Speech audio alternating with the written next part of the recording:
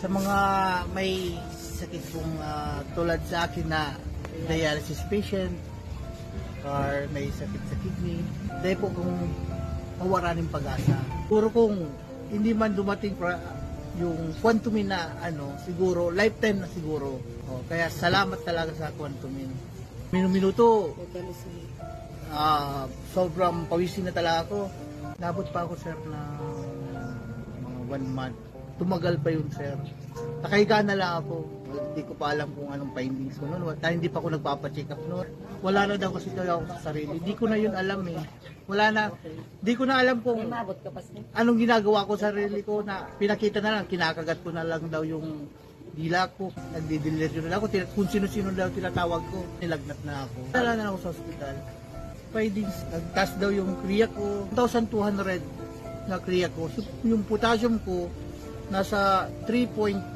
Sinabi na nga ako ng doktor ko na wala na ibang niyan, transplant na lang. Inopera na ako ng doktor na 1.5 pagpa-transplant na daw ako. Inopera na ako. Kaya ako sabi ko, pag-isipan ko muna po, Dokta, medyo may yun eh. Mabuti nga na dumating si coach siyang nakapagpabigay liwanag sa akin. Hindi po alam ng doktor na may tinitik ako. Ito lang po ang dala ko. Quantumin lang po. Sinasabay ko po siya habang nagda-dialysis ako. Sinasabay ko po siya. Oras-oras din po yung pag-take ko ng Quantumin. Nagpa-laboratory ako.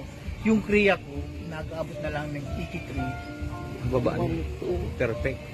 83. Monitoring ko ang sakuyang kriya. Kinsinas katapusan.